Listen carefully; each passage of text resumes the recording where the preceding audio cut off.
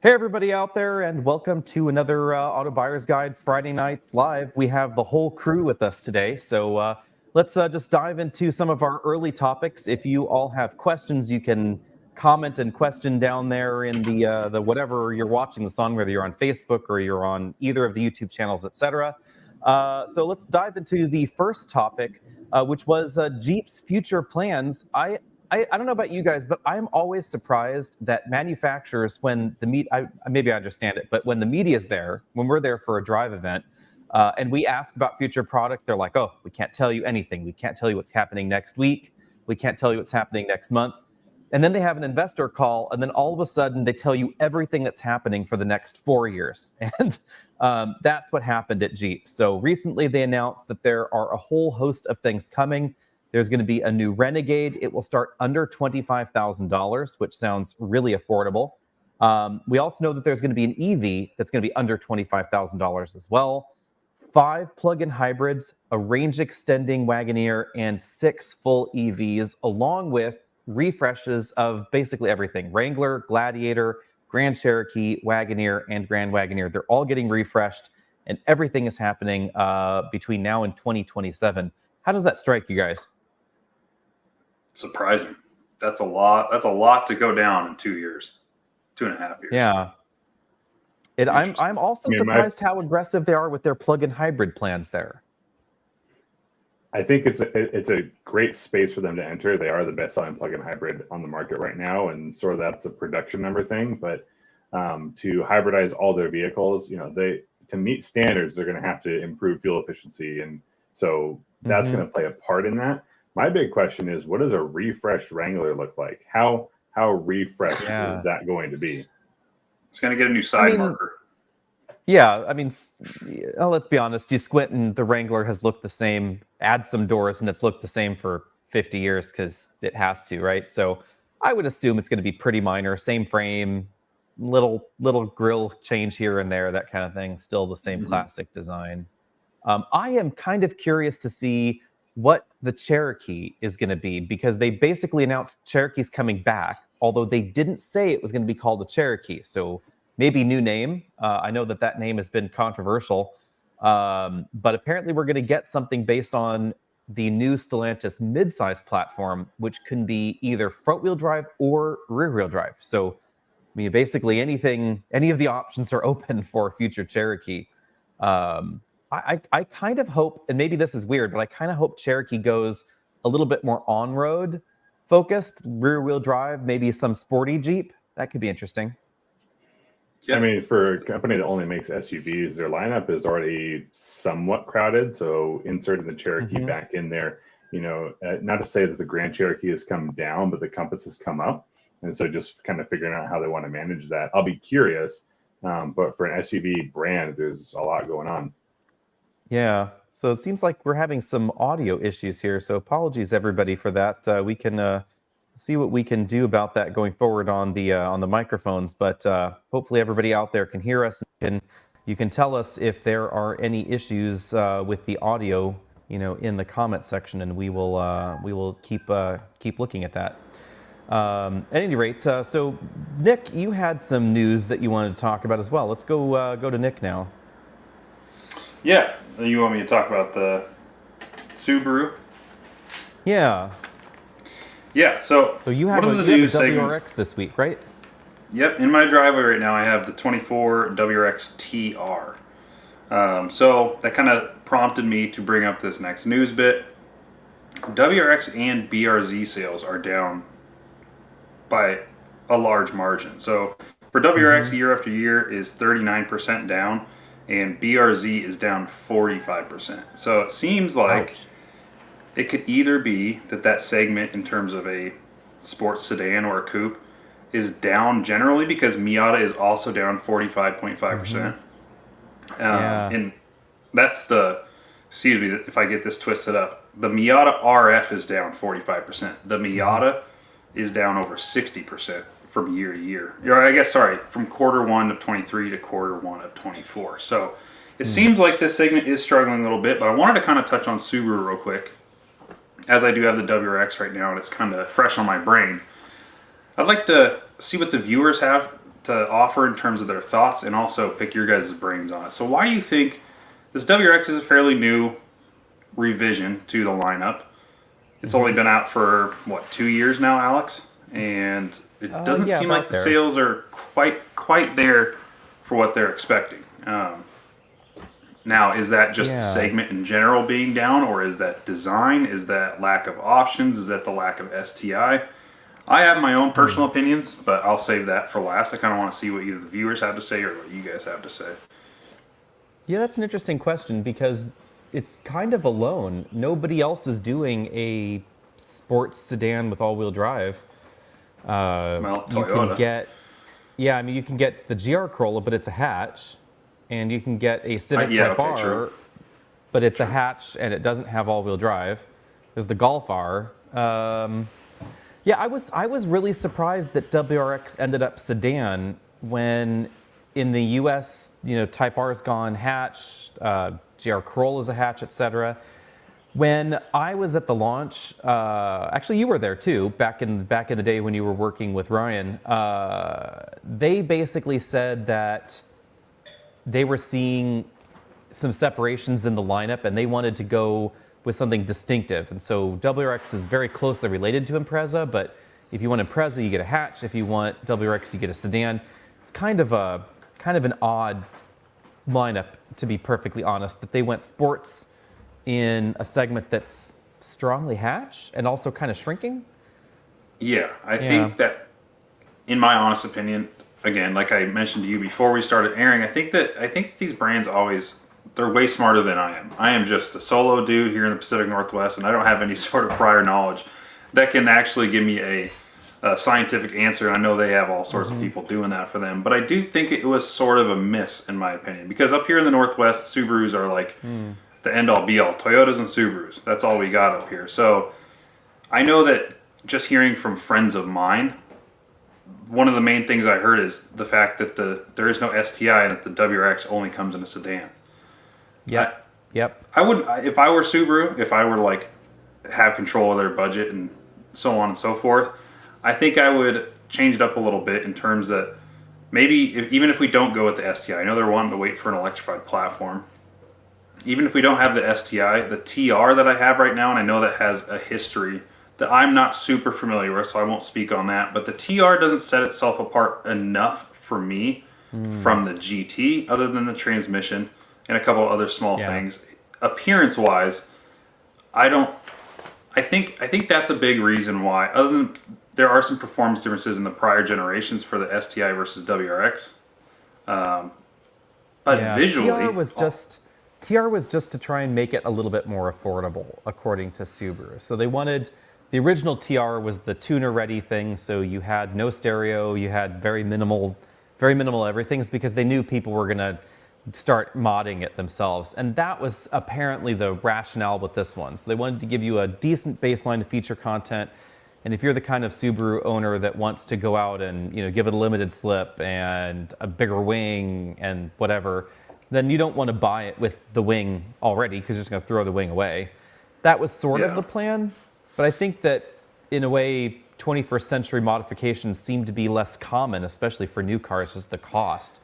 That would be sort of my question, in a way, would be, if you're new car shopping at your age, would you be looking at something like this, or would you rather have a hatch?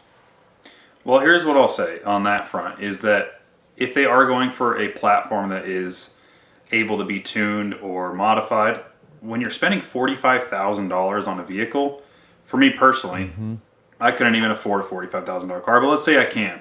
It has a warranty, it has all this stuff. So what kinds of exceptions are they making to the warranty to where I can modify it to my own liking and still retain warranty? Because at $45,000 and how expensive parts are and engine parts and things of that nature, it's like if I modify this vehicle and something happens out of warranty, I'm underwater immediately. And so I think it was a misread in terms of, in my personal opinion, this is very personal opinion, but I think it was a misread on their part. I think if they were to give us a trim level that gave us just a little bit more performance in terms of aesthetics as well as performance under the hood, I maybe it'd sell better, but it's also hard to say because performance vehicles just, I don't know. Yeah, It's a tough kind of read. It's a tough read. It's a combining of two shrinking segments in a way. Sedan sales are on a decline, and oddly enough, affordable performance vehicle sales are kind of on a general decline in North America. So I think it's sort of a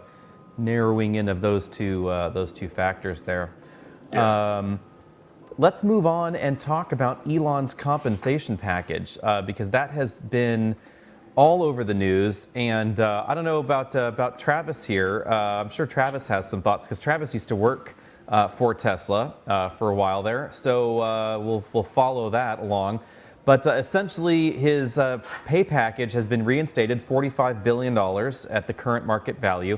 And this has caused a lot of consternation that it kind of scratched my head about a bit because the most important thing to know is that the shareholders voted on it. So the owners of the company are the ones that did this to him. So at some point, I'm like, what do I have to say about that? Because I don't own the company. So how would I even start to care?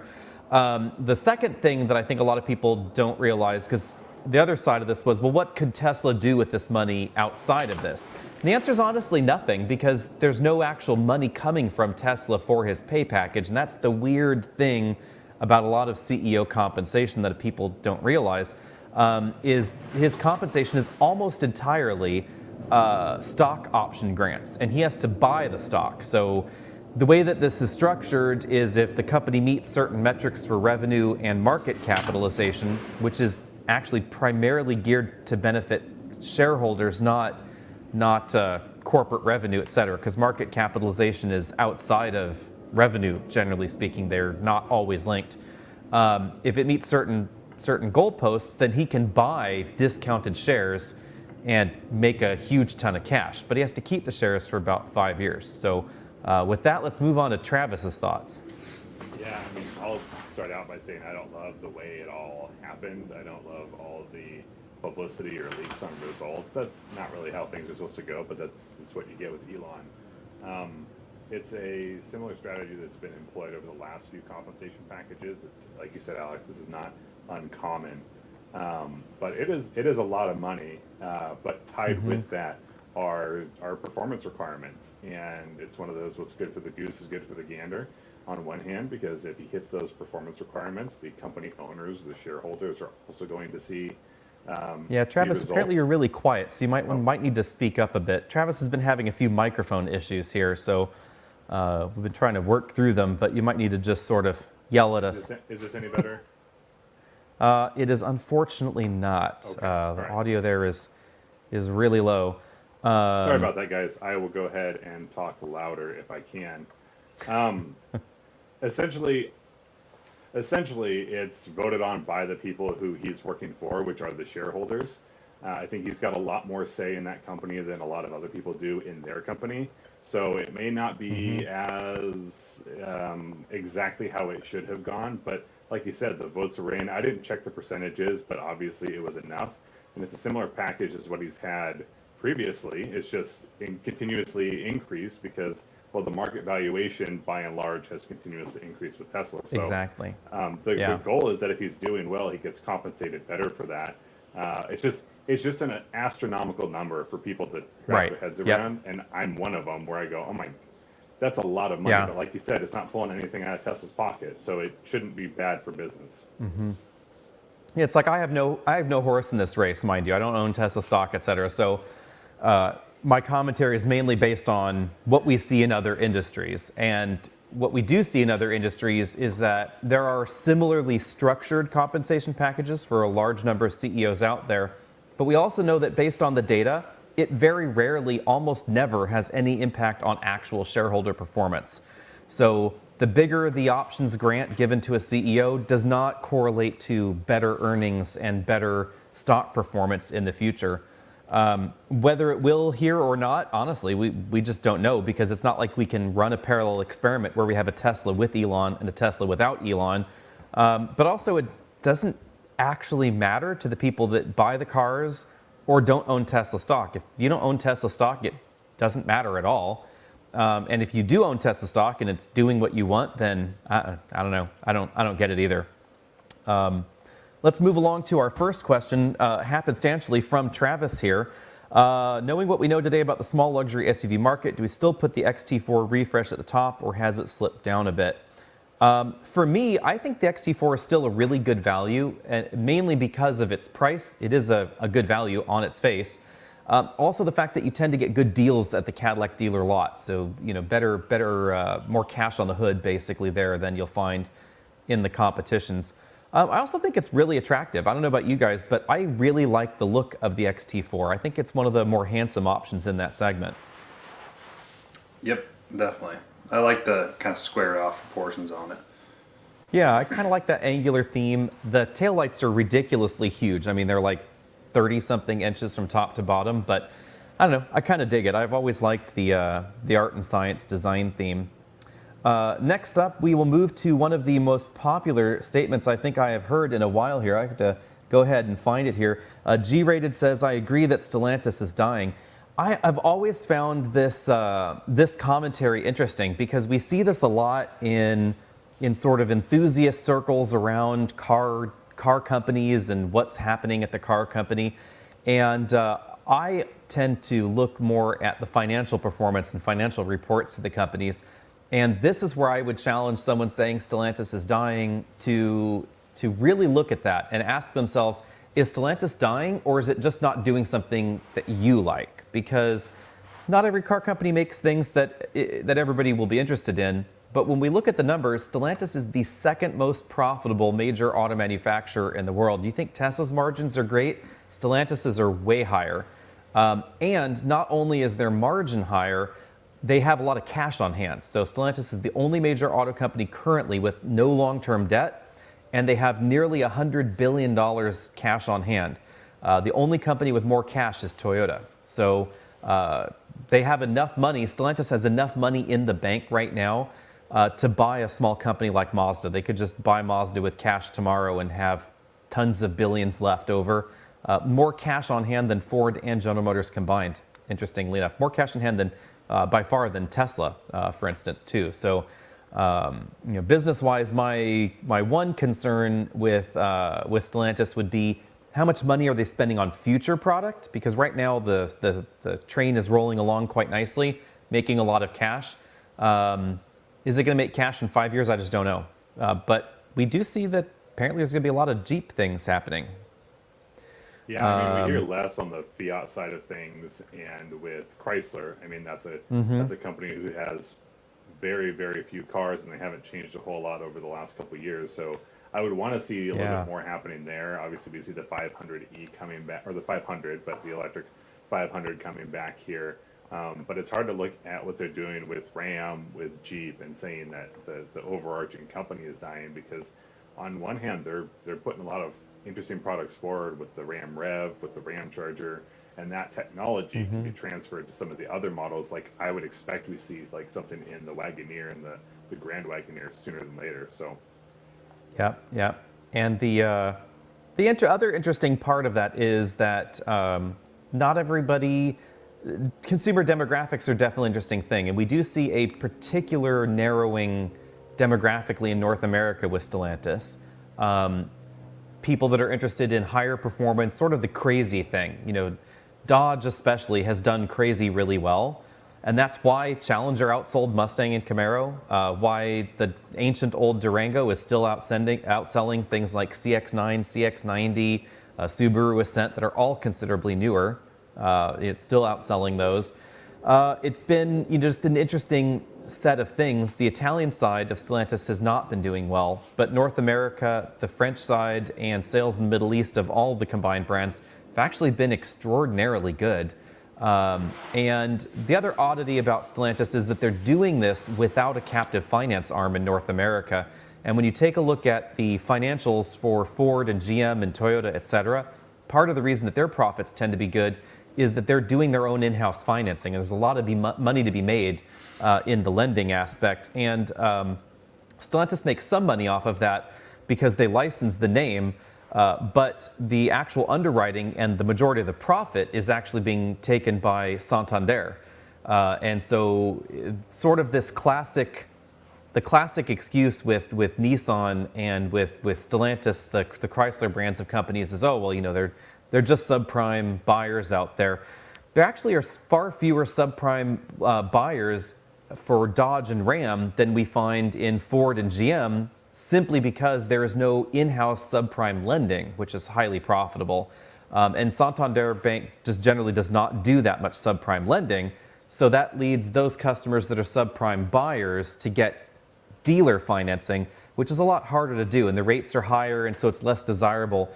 So when we look at the numbers across the industry, there's actually less subprime lending going on at those brands there, which is kind of funny there. Moving along, let's go take a look here at some of the other questions we had moving along here. I don't know if anybody saw anything you were interested in. There were some questions here about the lights that we are seeing on the new Fiat Panda, because that was kind of a thing that came up today. The new Grand Panda has been launched in Europe, and it has lights that look very much like the lights on the Hyundai Santa Fe. I don't know if either of you saw those photos. Nope, I'm going to your Instagram right now to look at it because I saw it posted earlier. It is definitely a shocking lookalike here. But this is kind of a good time to talk about sort of imitations and designs in the automotive world. I do see a lot of comments from people saying, oh, you know, so-and-so copied that other car company. It's a really common thing. You know, this car comes out, you know, a year later, another car comes out, and the refrain is, you know, they just copied Porsche or they copied whoever. By the way, Hyundai copied Porsche on the headlights in the Santa Fe, because that sort of 5-point design thing came from the Taycan. That's the first thing I can think of, actually, when I think of that particular headlight look.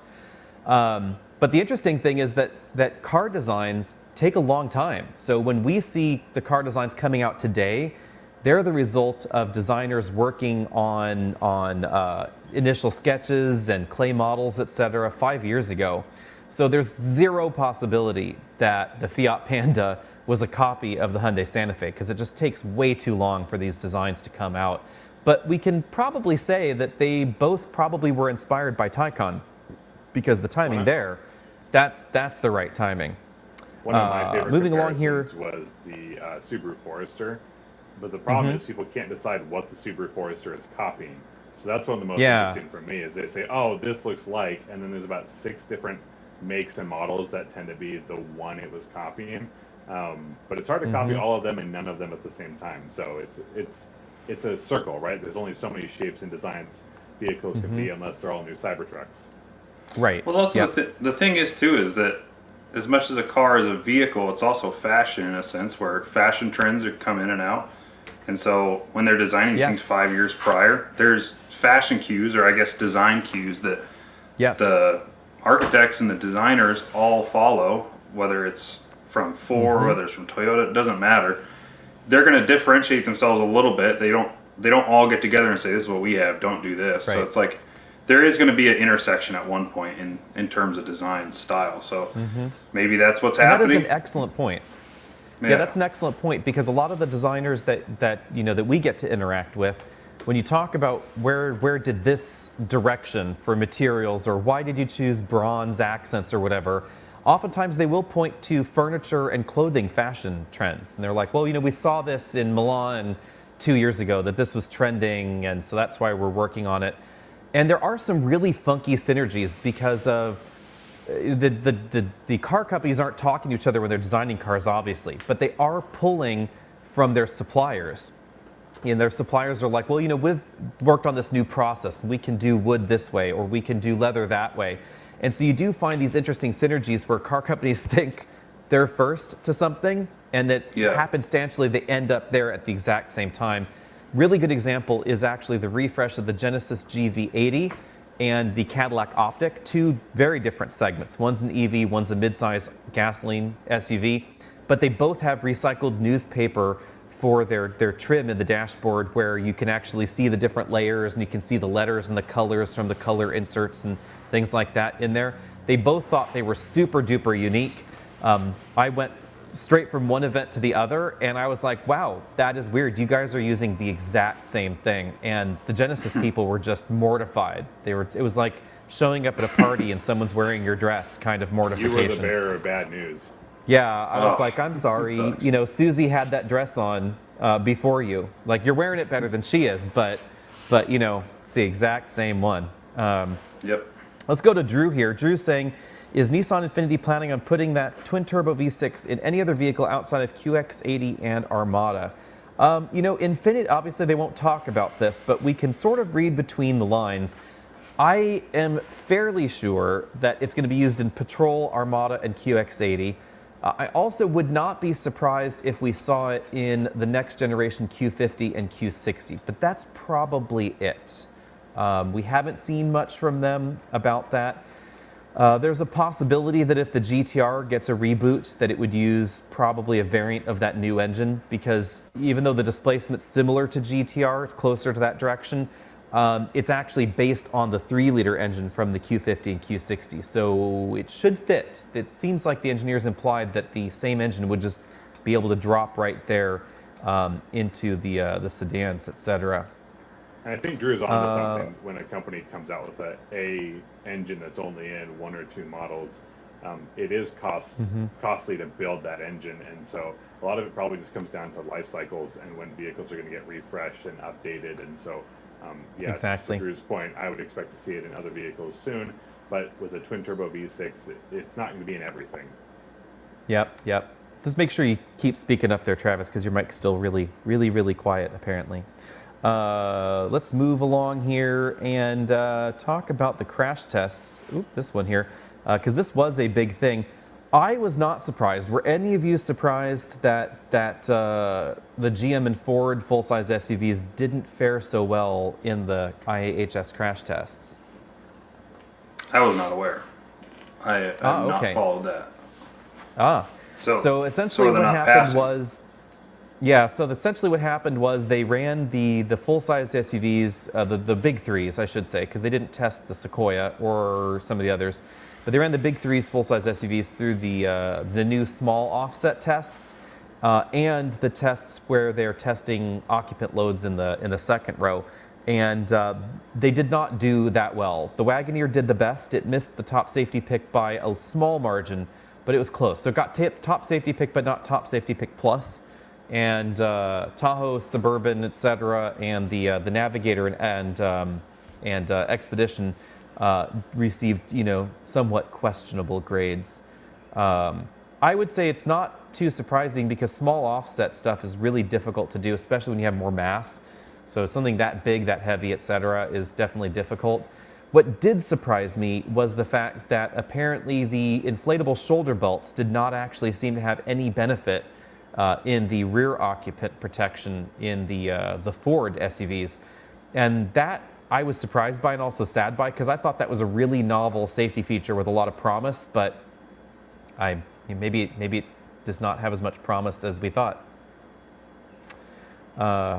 Let's move on to this one. I am Hassan's. Oh, we can't hear Travis at all, so I'm not sure what's going on with Travis's mic. He'll pipe back in as if he can work on his mic. So it's just us, Nick. I was just trying something on the back end. Okay. Move on to I'm Hassan's question here about the Acadia Traverse and Enclave, because I have driven the Traverse. Nick has now been driving the Acadia at its launch event. So what did you think about the Acadia there? I do agree that it would have been nice if they gave us a hybrid option. However, these companies always have a plan. And so what that plan is, I'm not quite sure yet, but I'm sure they have something up their sleeve in the coming future where they didn't want the Acadia to interfere with said plan.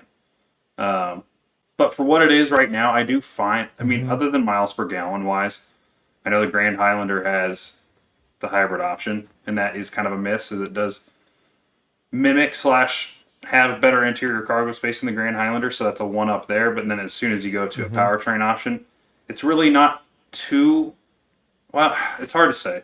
I'm kind of torn on it. It's like, I think, yes, that would have been nice for them to give it a hybrid option, but it might just be a plan of theirs where another vehicle is going to get that hybrid powertrain that want to interfere, or it could just be cost savings. I'm not quite sure, because they did redesign the cost entire savings. Yeah. When they redesigned the whole entire vehicle. So I was saying that, Travis? I said they're nice engines. I mean, the three have a competent powertrain. I would not be surprised if a lot of the effort goes to a plug-in hybrid instead of a regular hybrid. I think that would be good for the market. But and General Motors has said we really need to look back towards the plug-in hybrid options. So I think that would be a great place to put them because so many components are shared. But we'll have to wait and see. It is not surprising that with a total refresh, you're starting with one engine option. But down the line, I'd love to see more, and hybrid or plug-in hybrid's a good way to take it. Yeah, I do. Yeah, I will say, I will. Go ahead. Oh, go ahead. So the one problem I do know is that they implied that the platform wasn't designed for plug-in hybridization. So that would require a pretty extensive redesign, it sounds like. We know that it was designed with hybrids in mind because there are going to be some hybrid variants in China that will be offered.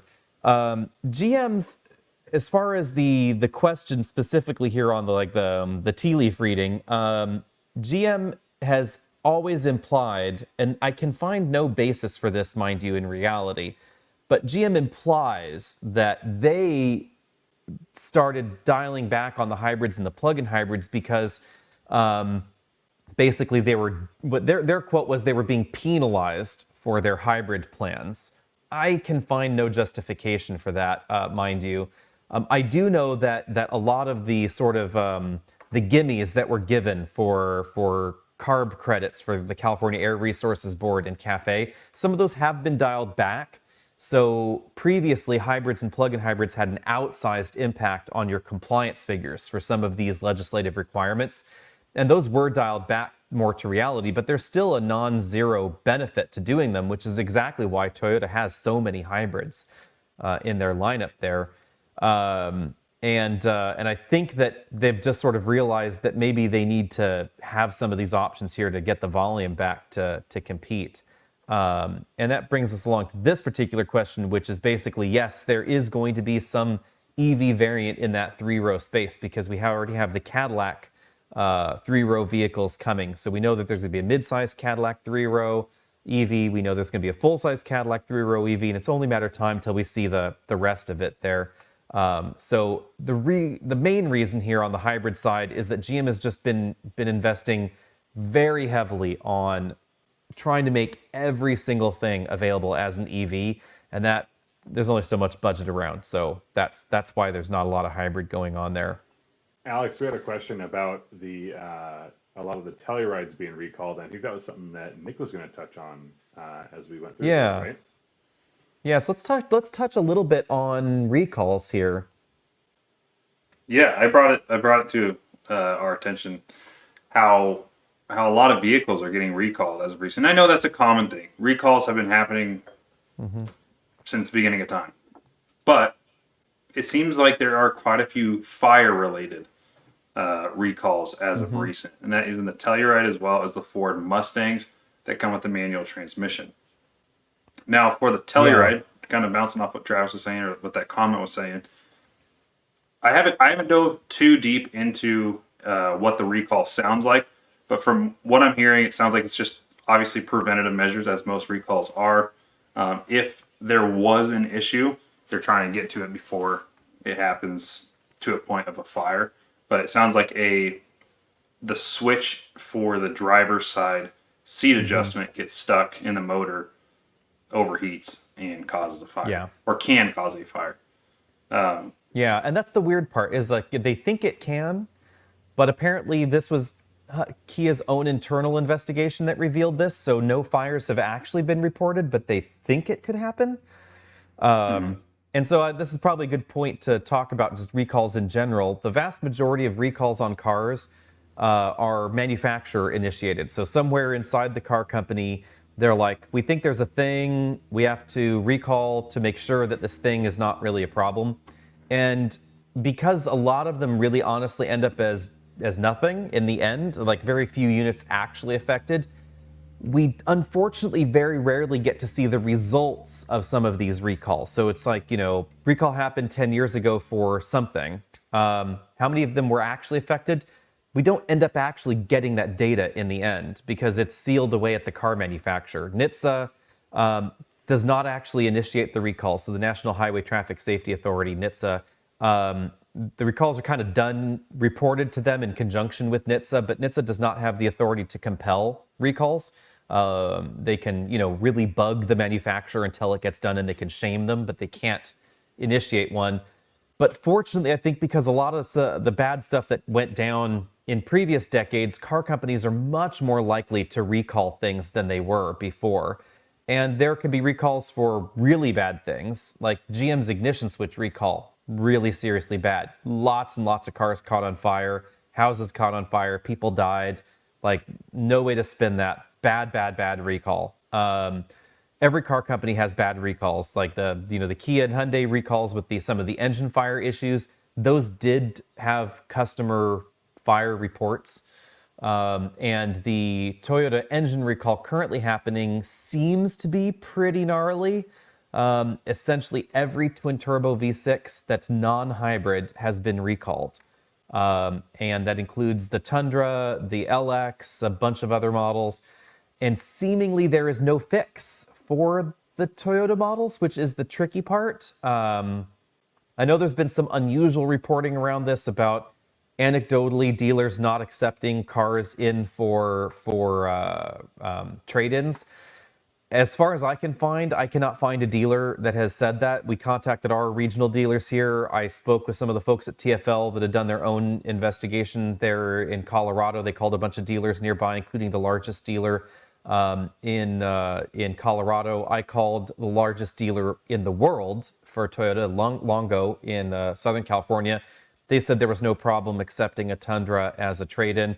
So I don't know how much meat there is really to that story, but it is something that has been of concern to people out there. The big thing I would suggest to people when they're talking about recalls is find out why the recall exists. Obviously, Tundra's recall is bad, but if your car has been recalled for a missing page in the instruction manual, which seriously has happened, I have a car in the driveway actually that has an open recall on a missing page in the instruction manual.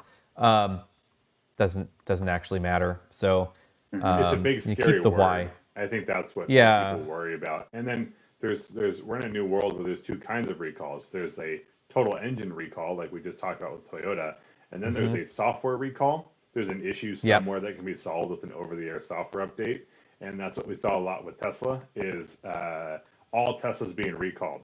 Yes, that means all Teslas are getting an update. And I think the only reason that an individual owner would be concerned if their vehicle has a major recall like the Toyota one, obviously if you have a specific concern about it catching fire, that's very valid, and you might want to take measures until the recall is sorted to avoid parking it in the garage. But it doesn't mean your car is worthless. The company is responsible for fixing that issue. And then once your issue is fixed, then it's fixed. You're fine. Recall means fixed. So it's just creates a lot of clicks, it creates a lot of confusion, and the only reason a dealer, just for example, the dealer wouldn't take in a vehicle that has a big recall is because they don't know when it's going to get fixed, which means they have to hold on to it, which means they'd lose money by not selling it quickly. So they're not even worried about the life expectancy of the vehicle or the quality you would get. They just don't want to hold a car they can't make money on. And that's a good point here. And part of the reason that there is concern about dealers accepting a Tundra back, and this is where it is an open-ended question that could cause a problem, is that dealers are legally obligated to fix open recalls before they resell a car. And you don't have that same restriction as a private party. You can have all the open recalls on whatever car you have out there as a private party, sell it to another private party, doesn't matter. But if you have a car that goes through a dealer, they are obligated to fix those open recalls. So they could potentially be sitting on Tundras for a while, as there is actually no fix for the problem yet. And we don't know what the fix will be. It could simply be an inspection to make sure that your particular Tundra doesn't have metal shavings running around somewhere. Or it could be a new engine, and we don't know where the one will be in the other. So to quickly answer this question for Manif, hopefully I'm not mispronouncing your name there. High chance on the Grand Cherokee L 4xe. We are pretty sure it's going to happen. It's one of the 6 plug-in hybrids that has been read through the tea leaves. We just don't know when it's going to happen. It's going to be sometime between now and 2027. Pretty big window, unfortunately. But I wouldn't be surprised if it was sooner rather than later, since we already have a Grand Cherokee 4xe. So probably pretty close on the Grand Cherokee L4xe. I suspect that the delay mainly has to do with how many batteries can they really get a hold of, is probably the thought there. Here's a good one. Nils. So Nils is asking, which foreign market cars would you like to see available in the United States? I'll go ahead and start here. So many, but I think I will go ahead and start and say I would love to see some of the French cars in the US, specifically some of the Peugeots that I think are really kind of cool looking. The 3008, I think, is a good looking crossover. I would love to see something like that. And I would love to see some actually small and efficient trucks in the US, which we cannot get. Yeah, the first thing that comes to mind for me is one that's on its way out, or is out, but the Honda E. I was really excited when that came out. It's not built for the American market because it's small, Yeah. it's not incredibly inexpensive, and it's not designed to go very far. But something on the smaller, quirkier, more interesting end of things wouldn't hurt. We have the upcoming Volkswagen ID Buzz, and we only get the long wheelbase version. I wouldn't mind seeing the short wheelbase version here, but again, it just makes sense. It's not really built for the American market. And I would love to go drive the MG Cyberster, but I do not expect to have an opportunity to do that unless I fly across the pond. So those are a few that pop to mind. What about you, Nick? What foreign market car would you want to see? I might either make some new friends or make some haters on this one. But the two that come to my mind right now, some of the cars you mentioned, Alex, no idea what those are. Unfortunately, that side of my brain has not been knowledged yet. But the two cars I think of is the M5 Estate, which there are talks that is coming to the States, but I'm not quite sure. I always hear that before a new M5 or a new vehicle was released, and I heard that with the RS6 for so long, and we finally did get it. M5 Estate would be sweet. I'm a sucker for station wagons. And the other one that this is going to create some hate because I know it's the same as some vehicles we have here, but is the Nissan Patrol. Yeah. Be so sweet. Now, I get it. This is similar to what we already have here, but it's something about it being called a Patrol. It's something stupid. I see them online, and I love the idea of that. But those are the two I can think of. Probably not the most probably not the most intelligent examples. I will advocate for us all for the 3008. Behold, the Peugeot 3008. Looks like a Nissan Murano.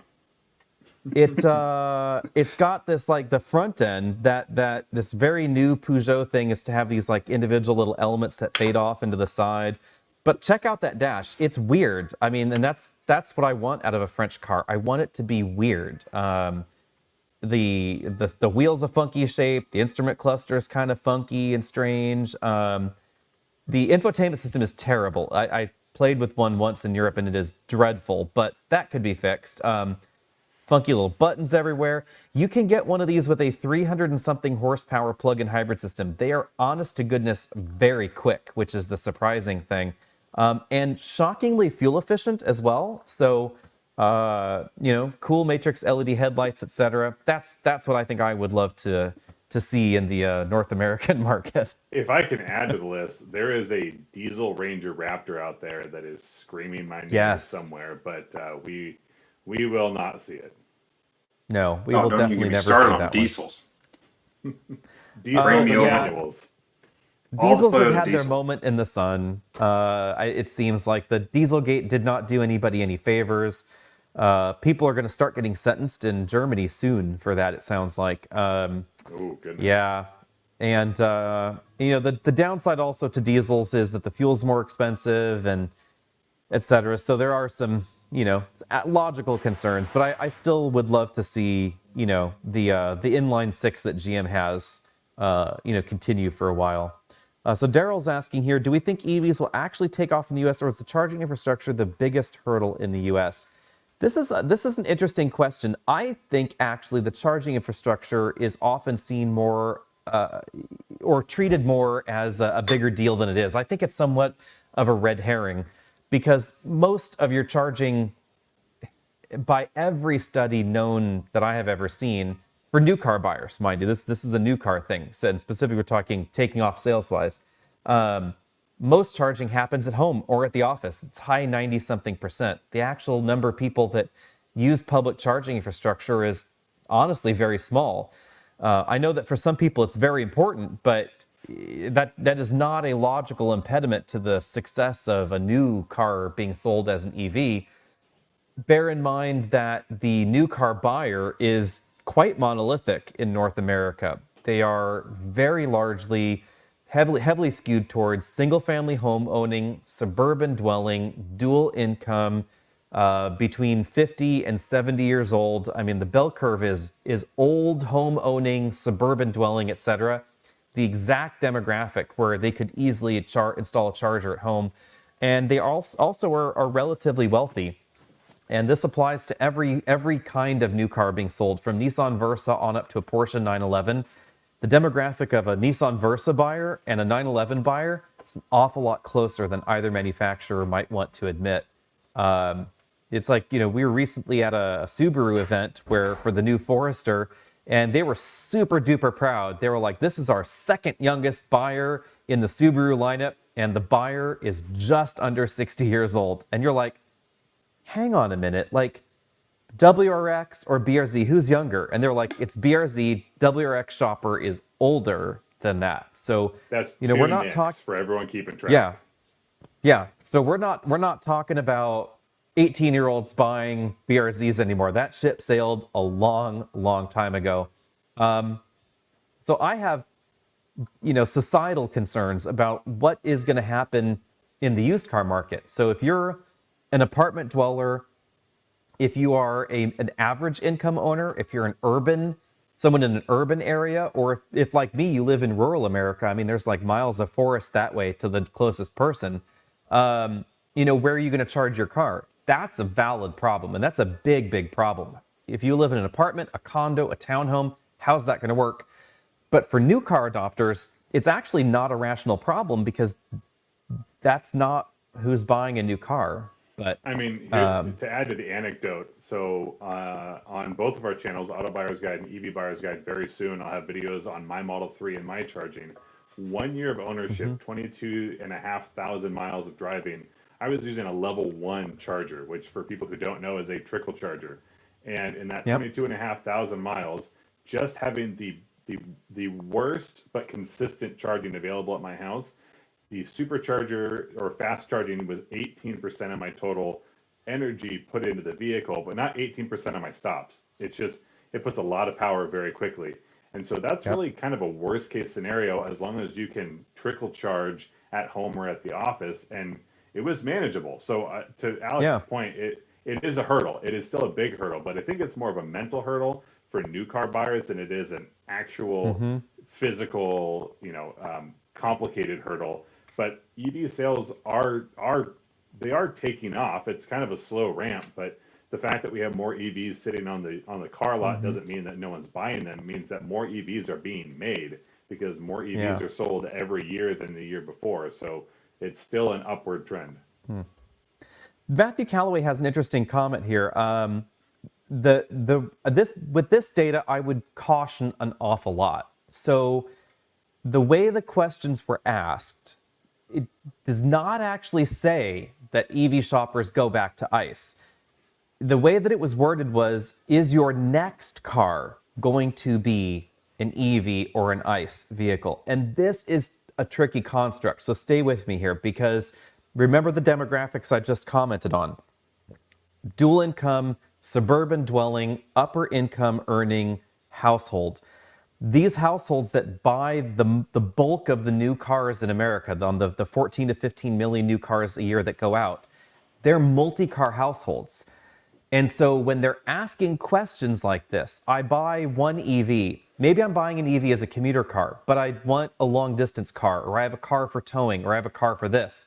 So if I replace my commuter car with an EV, and someone says, is your next car going to be electric? You're like, nah, I'm going to buy another truck as my next car because I have this trailer. And these data sets that have been recently reported do not try and pick that apart any deeper. They don't try and ask, like, why? What's the reason? Are you saying that you don't want an EV at all? Are you going back to gas? Or are you simply saying, in my stable of 3 to 4 cars, I have one electric one here and I have a gas one there, and I'm going to buy another gas one, and then I'm going to buy another electric one when the electric one dies or whatever? It could be. We don't know. We do not know whether this is truly a 40% you say yes or not, etc. The other part of this that is tricky as well is that these questions, by and large, are questions about Tesla. Because remember that even though Tesla's market share is shrinking, the vast majority of EVs on the road currently are Teslas. So when we look at that space, the luxury space that they're competing in, Model 3 by and large competes with 3 Series, A4, C-Class, etc. When you look at the pool of cross-shops in there, these vehicles are being cross-shopped largely in those categories. So the question tends to be also, is this customer just going from one brand to another? Because we do see some rotation in these segments, especially with lease customers. You lease this for 3 years, then you go and you do the other thing. And so did these EV buyers buy the Tesla or lease the Tesla because it was an EV or because it was a Tesla? And that is also an honest question that we don't have an answer to. And I know a reasonable number of people anecdotally, which mind you is not worth anything at all, but anecdotally that did lease a Tesla because they wanted the Tesla, it was the brand. And then by the time their lease was over, they were like, everybody has a Tesla, I'm going back and leasing a BMW. And they often did not get an EV BMW because they didn't get the EV because it was an EV in the first place. They simply got it because it was a Tesla, and then they didn't want a Tesla anymore. So, you know, some of those questions remain to be answered, I would say. Moving on to our super chat here. Thanks, Drew, for super chatting. Product reveals or launches on the horizon that we plan on attending. There are a bunch here, and I have lost track of most of them. Let me know if I'm getting anything wrong here. There's MDX coming up soon. We're also going to be filming the Afeela, the Sony Afeela. We'll have an in-person studio thing on that. The Ford Explorer, the Nissan Kicks. There'll be 2 different Kias in a studio. And there are going to be some other things coming up. There's going to be an event in September where we're going to be doing a whole bunch of filming with a whole bunch of different cars. Polestar 4, that drive video has already been done, but it's coming out soon. And then there are a few that we can kind of, see that are coming, but we don't know exact dates on. So expect something on the Ram RHO at some point in the future. Cadillac Optic. We'll probably have a drive event for that one at some point in the future. The Buick Enclave. Obviously, there's going to be something going down for that. Details sketchy. We know that the Genesis GV80 Coupe is going to have a drive at some point soon. And then I don't know if I've missed anything, guys. There's probably some others in there somewhere. But on there's always more your coming. specific, there's always more coming. Oftentimes we aren't told more than a month or so in advance. No word on a new RAV4. I can honestly say that we probably would have seen something from Toyota. Toyota definitely likes to say, there's a thing coming, and the thing is coming in 4 months. And then by sort of the general tracking, you can tell, aha, that is a something. So for instance, we knew that the 4Runner was probably what we were going to see about 5 months in advance. They didn't tell us it was a 4Runner until the day before. It was just a new Toyota launch. But there's nothing on the agenda that we know at the moment for that. A lot of folks are asking here about the MDX. That MDX drive is coming up next month, right? Week and a half. Oh, week and a half. And didn't tell you yet, Travis, that is a 5:30 a.m. drive away. So we get to test the headlights. It's Pacific time. I'll take it. Yeah, so that's coming up soon. I see that now on the schedule there, MDX. So those are all coming up soon. We don't have too many details on obviously how it's going to drive yet, but it's not going to be a world removed from things here. Let's move along here to This is a good one. The Rodfather EV9 discount. EV9 discount is to compensate for the fact that it's not built in the U.S. This is a good point here. So we do see some discount questions coming along here for various vehicles.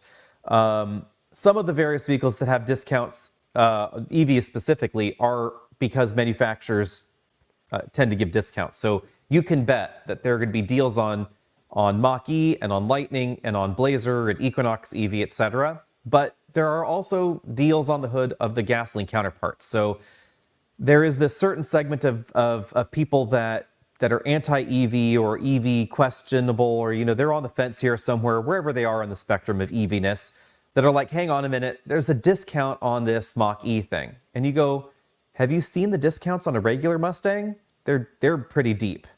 F-150? Yeah, F-150's got lots of cash on the hood, more cash on the hood than Lightning. But in a normal world, this is actually what I want them to be. Like if I were a betting man and I would be able to, pull the cords on the automotive industry and tug it along, in a rational world, we should see large cash discounts on the hood of an Equinox EV, a Blazer EV, the Mach-E, whatever Jeep thing is coming, Wagoneer S, etc. In a rational, logical world, there should be big cash on the hood there because those manufacturers put big cash on the hood of a gasoline vehicle. And that's sort of baked into their value proposition as well. This is something that I think also gets lost in the industry when people are talking about MSRP, MSRP, MSRP. In a rational world, that Wrangler that you're shopping, it's not going to actually be $40,000. It's going to be 36 or 37 because you're going to get cash on the hood. And no American pickup truck sells for MSRP. If you're paying MSRP, you're either buying a Raptor R or your dealer is screwing you. There's something bad's going down if you're paying MSRP for a lot of extras that are built into that MSRP. Right. If you're paying MSRP for a Ram 1500, you've done something wrong. Or you're in an area where maybe there's only the one dealer or something. Go somewhere else. Travel. It'll save you money all the time. Right. But on the other hand, if you're getting cash on the hood for a Toyota EV, then that is suspicious. That's where we see like BZ4X. Obviously, it's not competitive compared to the others, so they have to put cash on the hood. EV9, this is a tricky one because EV9, they know that there's going to be a tax credit because it's going to be manufactured in the United States by the end of this year. And so in order to try and get the residuals and everything else to stay where they need them to be, they are giving a $3,750 discount on everything because that will happen naturally at the end of the year. So, and this is something that they told us right at the launch, is that once we get US-made EV9s, they will not have that particular cash on the hood deal. They will probably have a small amount. Kia and Hyundai generally have a few $100 on the hood. Not as tight to MSRP as we find generally with Honda and Toyota, but certainly less cash on the hood in recent times than Nissan, and certainly a lot less than the American brands. So, it sort of depends on timing there. Alex, quick question on that, on the EV9 front. Were they giving that incentive at the manufacturer or at the dealership level? Because when I was doing my research, I didn't see anything about that discount right now. I knew that that was the plan. Yeah, do you know how that works? National incentives are funky. So,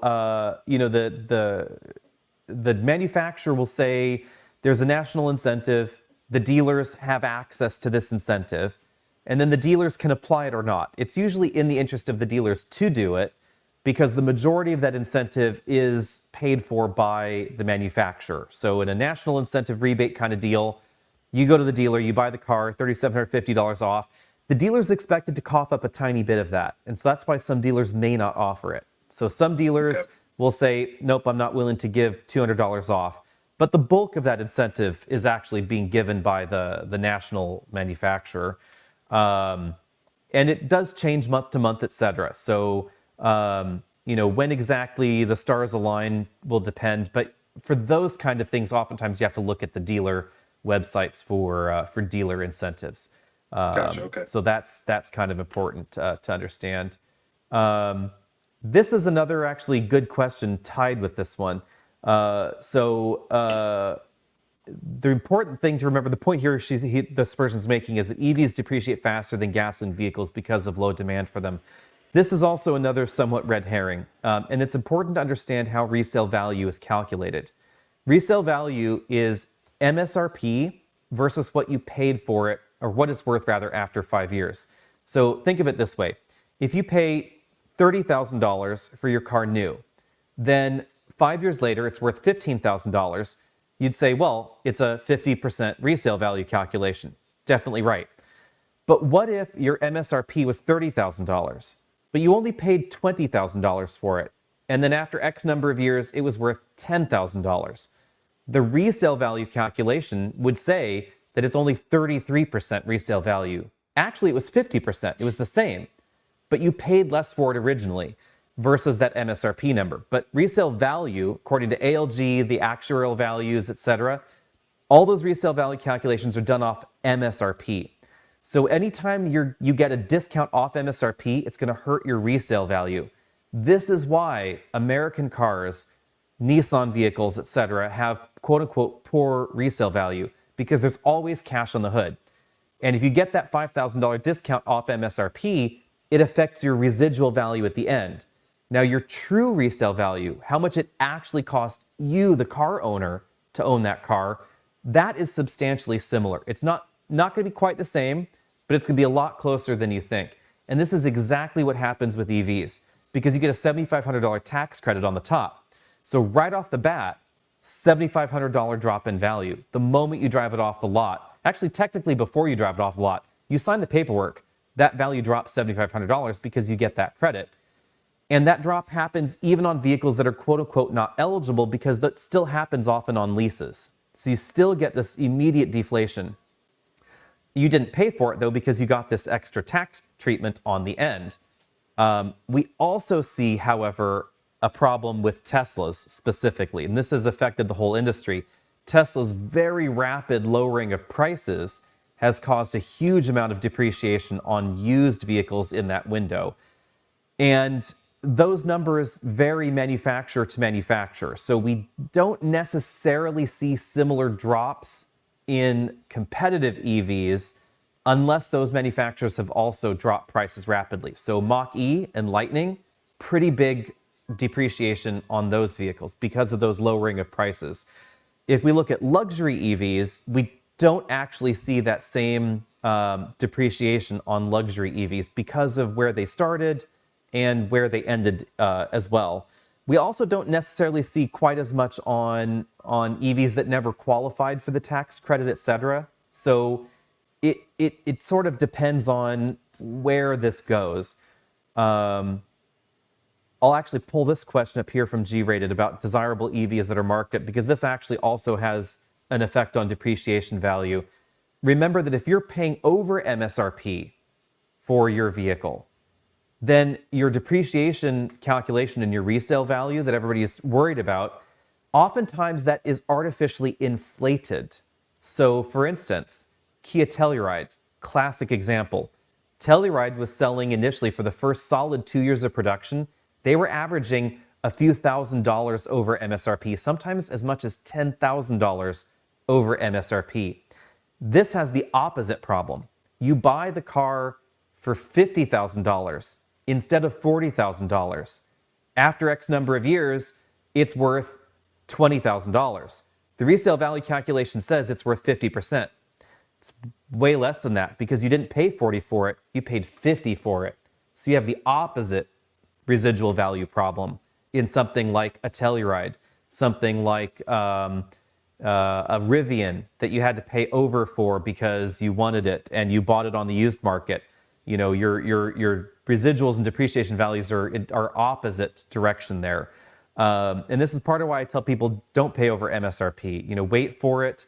You're going to be better off in the end, because a lot of these are flash in the pans. And the only vehicles that tend to cling on are vehicles with sustained over MSRP transactions. Honda Civic Type R is one of the very, very few, because even though Civic Type R is not a spring chicken, you're still paying over MSRP for it. So those used Type Rs are still transacting more than a new one at MSRP. So And I think if that's I can add, there's two different business models that you just mentioned. There is the traditional business mm-hmm, model that says the vehicle is MSRP'd at 40,000, the website says 40,000, the window sticker says mm-hmm, 40,000, but you can either pay above or below that model.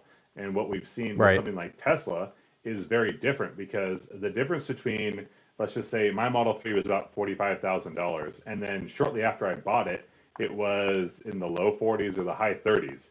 So that's not any different, and that's before tax credit. So that's not any different than there being right, cash on the hood. It's just that everybody mm-hmm, is set up to pay the same amount, and it's advertised that exactly. way, and you can track it and trace it because nobody, not well, hardly anybody is sitting here going, "What's cash on the hood today for the F-150 for the Jeep Grand Cherokee?" It's all just Right. listed when you go to the dealer. So it's just a very different model. And when you see something that has a $7,500 credit, meaning that my vehicle is immediately worth Mm-hmm. $7,500 less, but I didn't pay the full amount, that's going to Right. change the numbers. And when the MSRP does change, like my Tesla did, it became worth less, but I didn't have to pay more for mine because that one was worth less. It changes the equation in a very different, more public way that's more Mm-hmm. trackable, more traceable. But it's not a huge difference than if F-150 went on a big sale at the spring of Yep. 2024 and someone else got a much better deal than you did. Yep. And Matthew Calloway is exactly right here. Changing the MSRP like Tesla does make me think why this is why traditional manufacturers use cash on the hood instead of messing with MSRP. And that is exactly right. Although you ultimately, longer term, you will either end up in a somewhat similar place or you will end up never being able to sell a full price vehicle again. And honestly, that's the reality with the big three. So if anybody out there, other than a special edition vehicle, is paying over MSRP for a Ford, a GM, or a Stellantis product, something has gone very wrong. If you're paying over MSRP for a Pacifica, something bad has happened.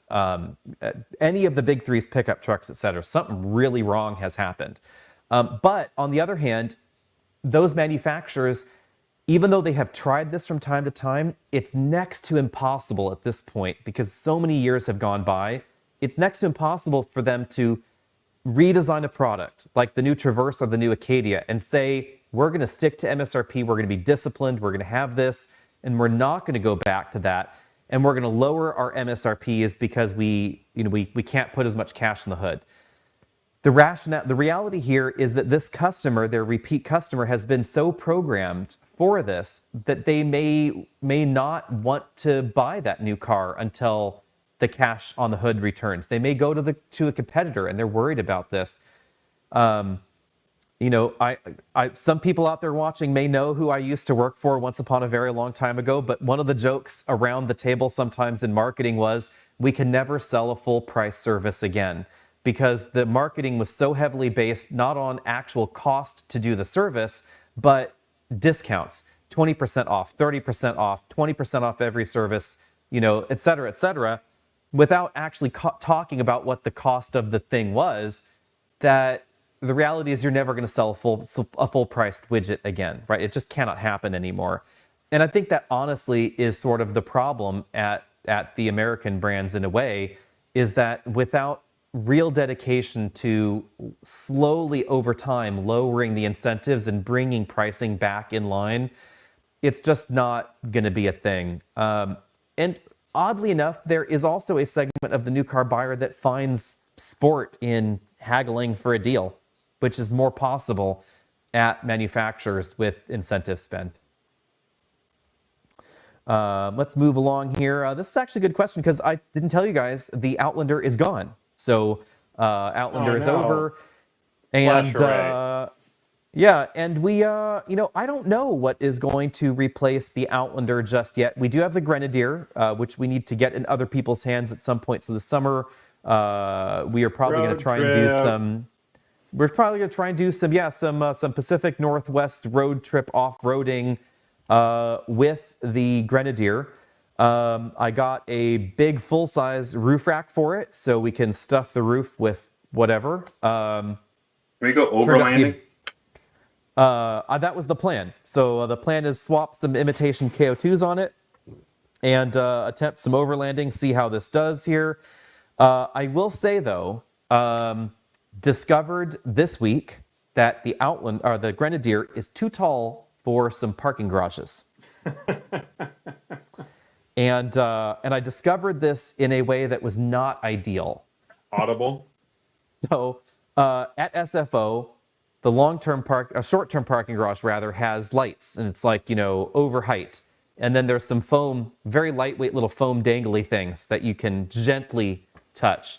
And I had the roof rails on it before we got the full-on roof platform, and the load bars hit it. And last time I was there, and I was like, bad thing. And I was really short on time. So then I had to go to the international parking garage, which is taller, and then run to my gate to get to wherever it was that we were going. So this time I knew that I had to park there again on Tuesday. So I took off the rails and I thought, aha, I am good to go. I am the exact right height. Not true. The lights did not go off, did not hit the little foam dangly bits, but got past the arm and the big metal sign that is clearance. The big yellow clearance one looked awfully close and then scraped the very back of the roof. Fortunately, the Grenadier has these like really chunky 1980s plastic ribs on the roof because you can strap stuff to the roof. It's made for that. So it scraped on the little plastic things, just barely. And I stopped and I got out and the toll guy comes over and he's like, oh, is there a problem? I'm like, yeah, I'm a little high. And he's like, oh, are you? And I'm like, the dangly thing is not dangling. It's supported now. It's now firmly on the roof. And the guy's like, oh, you should be okay because we lowered the height of the garage because they did some work in some parking spots. And so some of the spots are lower, but most of the spots are a few inches higher and the exits are all higher. So he's like, so you can safely exit the garage because you can't back out. You're in, you can't back out the arm. There's no way to do it. So like go through straight to the exit. You'll be fine. Not quite fine necessarily because straight through to the exit means that like every 50 feet, there's another clearance sign that you are scraping on every single time all the way through the garage. The pucker factor was extreme, but I did get out. That happened to us when I was a kid. We were going to a hospital locally for some reason. Maybe a kid was born or something like that, and we had a Thule roof box on top of our 96 Suburban. And we like wedged ourselves into the garage. It was fiberglass damage, and yeah, it was bad. But that, luckily for your case, it fared well. That sounds super bad. So it sounds like that was a small replacement for the Outlander. We got to have some variety. Yeah, I will say that we did that once with many years ago, 10 plus years ago. I had been able to put tall vehicles in the garage that we were renting at some point or another. And we did it with a van that looked about right, only it had a GPS antenna on the back. And it went in and it wouldn't go out. Like it popped, the garage door had a lip and it popped under there. So we got out, we looked around and we're like, that's weird. I heard a noise, but everything seems fine. We're clearing the garage. Went to back out and it got hung up on the GPS, and so we had to air down the tires to get out. That's a good one here, Drew. So BMW is offering 15K discount on the XM. Begs the question, how much profit is actually baked into vehicles? The answer is a lot. And to give you an idea, we were looking at the net margin, not gross margin, net margin all in. Stellantis was over 10% last year, which is a huge margin. BMW is the only one that's higher. It's actually to the point. So BMW's gross margin's like 12 something percent, something like that. Net margin over 12%. And then the dealer is making an additional similar percentage. So, 10 to something percent. I think Cox Automotive last year was running around 15%. margin, something like that. So it's a huge margin actually baked into these vehicles, and that's part of where we see this ability for cash on the hood to come from. Other thing to know on the XM is the leasing loophole. So, you're getting $7,500 off on the lease of the vehicle. So that's factored into there. If I recall correctly, the $15K discount on the purchase of an XM does not apply to the leases. So the factors vary around there. Also, high 90% of the really expensive BMWs and Mercedes are leased. So very few customers actually end up paying cash or financing traditionally their luxury vehicles. So it's kind of a weird one there. Let's move along here to one of our last questions. Let's start wrapping it up here. Toyota is especially greedy because they're not offering enough rebates like BMW, Stellantis, Ford, etc. This is also a bit tricky, actually. Not every car company does rebates, especially for EVs. I'm not sure if you're talking about EVs necessarily. Not every car company does rebates for EVs, especially on leases, because of the way that taxes happen for corporations. So if the way that the lease loophole works is the leasing company gets the tax credit because corporations get the credit on anything, regardless of how much income or how much it is or where it's built, etc. But they aren't going to get a credit if they don't pay any taxes. So if the corporation doesn't have a tax liability, or if that tax liability is rolled up to a different parent company, then they may not actually get any tax credit. So they won't pass it along because it doesn't actually exist for them. So that's an important thing to keep in mind. So let's move along. What are you guys driving here soon? Because you have a WRX at the moment. So Yep, what's next for you? I have forgotten. Next week will be a Nissan Z Nismo. I'm really excited about that. We do not have a lot of those rolling around the streets here in Washington, or I would assume across the United States. I saw one the other day that looked pretty sweet. It was like a pastel yellow color. No idea what color I'm getting, but I'm excited to get my hands on it and see what it's all about, because I've yet to even see one. Hopefully it's not the boring gray one. Are they sending you a manual or the auto? I have no idea. I have no idea. I haven't got any information on it yet. That should have came today, but maybe on Monday I'll get some information. And then after that is the next vehicle is CX-50. And then after that, I'm not quite sure. I haven't really planned that far out yet. I've got the and then what do you have coming i4 up? arriving soon, so looking forward to that. There we go. Yes. And is the Ioniq 6, I think we were trying to squeak that in. Is that happening? We are still working on getting that scheduled, but should be here sooner than later. And I think a few folks are going to be, we get a lot of questions about Ioniq 6 versus Model 3, and as it happens, I would have both of them in my driveway, so we can probably do something with that. Yep, that's the one we are looking for. Yeah. And then we have kind of a lot of video backlog that we are still working on, mind you. But there's going to be Blazer EV coming up soon. What was that? People got vacation time. What is that about? Yeah, there's a little bit of that. We have Blazer EV coming up soon. Just going through the list, we have the R1S dual motor performance video coming up soon. Kind of awkwardly timed since we now have new R1s, but that happens. We have the Escape plug-in hybrid, Escape versus Outlander, Lexus TX, Mercedes-Benz GLA 35, an Alfa Romeo Tonale, Grenadier Quartermaster, Envista, QX80, Polestar 4, the Ioniq 5, your Ioniq 5 video, an EVSE video, Model 3, bunch of stuff coming up. That brings me along. Actually, we should talk about the Ineos Grenadier, because I am curious to see if anybody else thinks this is as epic as I think it is. What are your thoughts on the Quartermaster, right? Yeah, the Quartermaster. And this is a tricky one. So apparently it's an Ineos Grenadier Quartermaster. That is officially its name. Okay. Fieldmaster, right? As well as The different Fieldmaster? trims. Yeah, the Oh, okay, different gotcha. trims. So you can get the Fieldmaster, the This Master, or you can just get a regular Quartermaster and start, configuring it yourself. I am ready Beat to it. trade our long-term Grenadier in for Grenadier Quartermaster, but I don't make those calls, so they probably won't happen.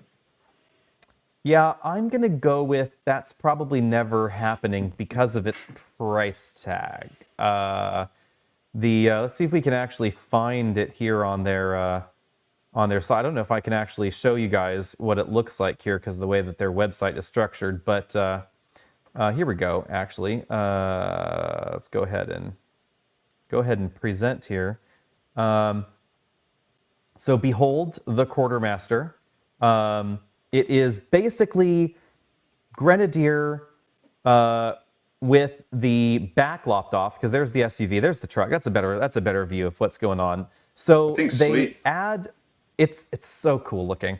They basically add a foot to the wheelbase, about 2 feet to the frame, and a little bit less than 3 feet to the body, giving it the truck bed in the back. But you lose about 3.5 to 4 inches of legroom in the process in the back because that door is actually quite a bit smaller than the SUV's door, which you see there. And that's logical because if they didn't do that, then the wheel or the cargo area would be crazy small. So they wanted it to be useful. But essentially everything that you can get in the regular Grenadier, you can get in the Quartermaster. The downside, and the reason it's so pricey, is that there's a 25% import tariff on it. I don't know if it's worth the extra, essentially, tariff, but I absolutely love it. I think it's fantastic.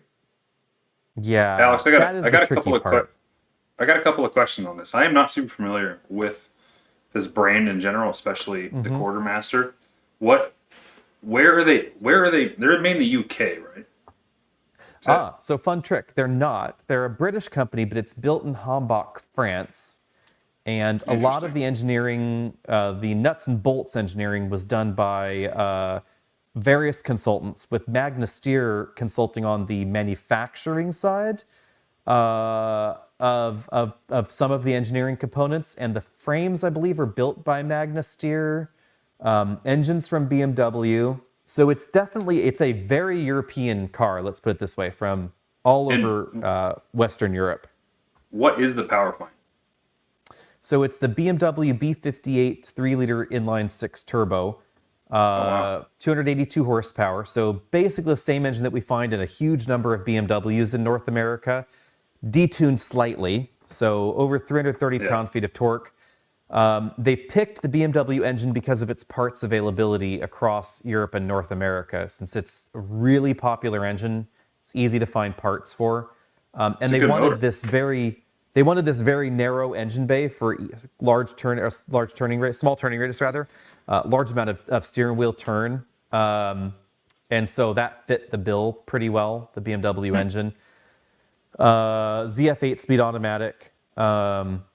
It's the only vehicle that I can think of that was named after a card shark. So the tale goes that there's a pub in London that is named after a soldier who was a grenadier that cheated at cards and was murdered, and they named the pub after him. Then Sir Jim Ratcliffe decides that he wants to make an off-roader kind of in the vein of the Land Rover Defender, and this was his favorite pub. So they designed the car in the pub, and they named it after the pub.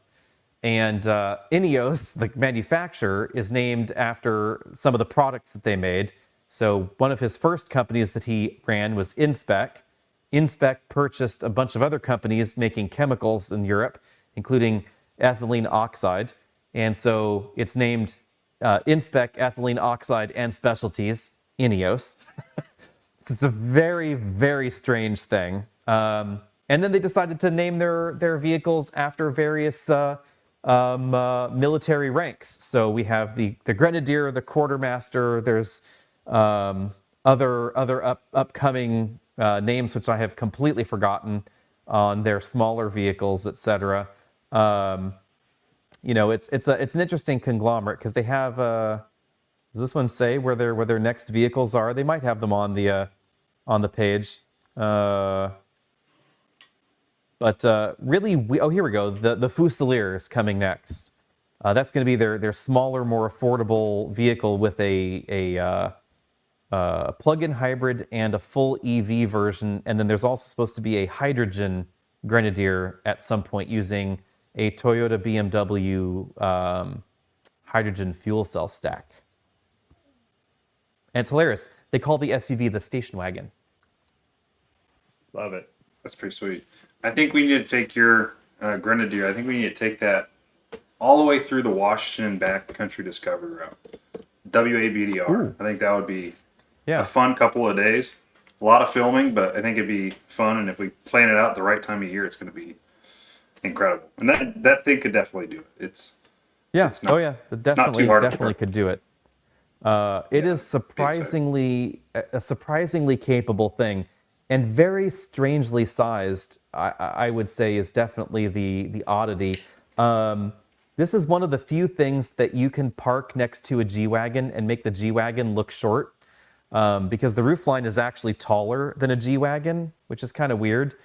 And then the truck's dimensions are all crazy for North America. It's shorter. It's the shortest mid-sized truck in the US. So it's quite a bit shorter than like a long wheelbase Tacoma. It's only 214 inches long. It's only a foot longer than a Maverick, basically. Interesting. But it's taller than an F-150 by quite a lot, notably taller roofline. Almost as wide as an F-150. Much higher ground clearance than a Silverado or F-150, et cetera, from the factory, unless we're talking about the really off-road versions. So all the numbers are just kind of crazy there. The wheelbase is 10 inches shorter than a Jeep Gladiator. Wow. So yeah, very odd proportions in a way. So with that out of the way, it is now 7 o'clock, so I guess we should say goodbye to everybody. And be sure and let us know what you guys think of this episode down there in the comment section below. Hopefully we will have more things coming in the future. Stay tuned for more live shows and all the other videos coming soon. See everybody later. Have a good evening, everyone.